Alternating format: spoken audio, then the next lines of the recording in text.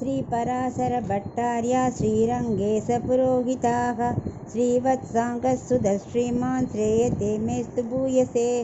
இது பராசர பட்டரை தொழும் ஸ்ரீசுக்தி. பராசர பட்டர் கூரத்தாழ்வாரோட திருக்குமாரர். அவர் ரங்கநாதர் தாயாரோட அனுகிரகத்தால் அருள் பிரசாதத்தால் அவதரித்தவர். பெரிய ஞானி.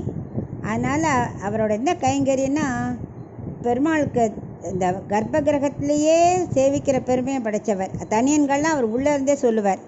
மற்றவர்களால் கர்ப்பத்து வெளியில் இருந்து தான் சொல்ல முடியும். அவர் ஸ்ரீமான் அப்படிங்கிற அவருக்கு நல்ல பகவானோட அனுகிரகம் இருக்கிறனால அவருக்கு ரொம்ப பிடிச்சவர், பகவானுக்கு ரொம்ப பிடிச்சவர்னால அவருக்கு உள்ள இருந்தே தனியன்கள் சொல்கிற பாக்கியத்தை பெற்றார். இன்றைக்கி நம்ம விஷ்ணு சஹஸ்ரநாமத்தோட மகிமையை பற்றி பார்க்க போகிறோம்.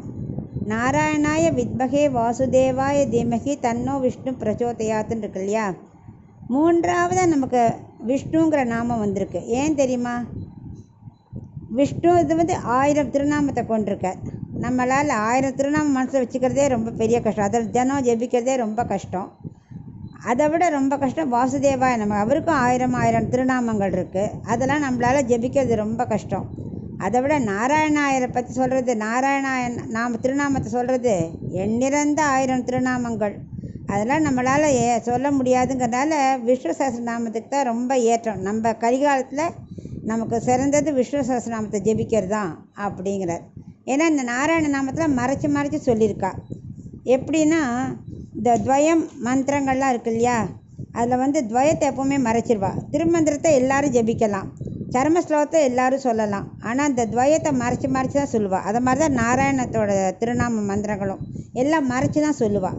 ஆனால் விஷ்ணு சஹஸ்ரநாமம் எல்லாராலையும் சொல்ல முடியும், யார் வேணால் சொல்லலாம். அதனால தான் பீஷ்மர் இந்த ரத்னங்களாக அங்கங்கே எடுத்து திருநாமங்களை எடுத்து கோத்து நல்ல மாலையாக கொடுத்துருக்க நமக்கு.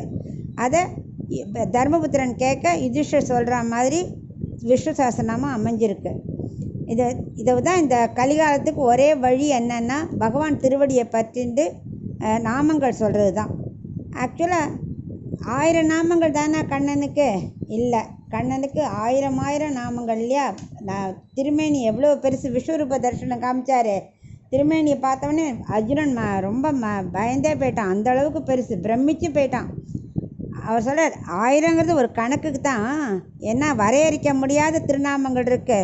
1000 தலை அவள் காமிக்கும்போது விஸ்வரூபத்தில் 1000 தலை அப்படிங்கிறார். 1000 கண்கள், 1000 கண்களாக இருக்கும். 2000 கண்கள், 2000 கரங்கள் சொல்ல வேண்டாமோ? எல்லாம் 1000 அப்படின்னா நம்ம மனசுக்குள்ளே ஒரு 1000 தான் நிற்கும். அதுவே பெரிய விஷயங்கிறதுனால. அதனால் ஒரு எண்ணிக்கைக்காக அது வந்திருக்கு. கண்ணன் என்ன பண்ணார், விஸ்வரூபத்தை காமிச்ச உடனே எனக்கு என்னோட பேர் 1000 திருநாமம் கொண்டது. ஏன் தெரியுமா? பிரம்மா, இந்திரன், சிவன் அவளுக்கே 1000 நாமங்களுக்கு மேலே இருக்கும்போது அவரையே படைத்த ஸ்ரீமன் நாராயணனுக்கு கேட்கணுமா திருநாமங்கள்? எண்ணிறந்த 1000கள் இருக்குது. இப்போது நமக்கு என்ன நினைவு வரும்? சஹஸ்ரநாமம்னாலே விஷ்ணு சஹஸ்ரநாமம் தான் நினைவு வரும். அதே மாதிரி ஏன்னா கோவில் அப்படின்னாலே திருவரங்கம், ஆழ்வார்னா நம்மாழ்வார் தான் நினைவு வரும், மலைனா திருமலை, சுவாமின்னா உடையவர். அது மாதிரி சஹஸ்ரநாமம்னா விஷ்ணு சஹஸ்ரநாமம். அப்படி பிரசித்தி பெற்றதான் விஷ்ணு சஹஸ்ரநாமம். அதை நம்ம ஒவ்வொரு நாமத்துக்குள்ள அர்த்தங்களை முடிஞ்ச அளவு நம்ம சேவிப்போம்.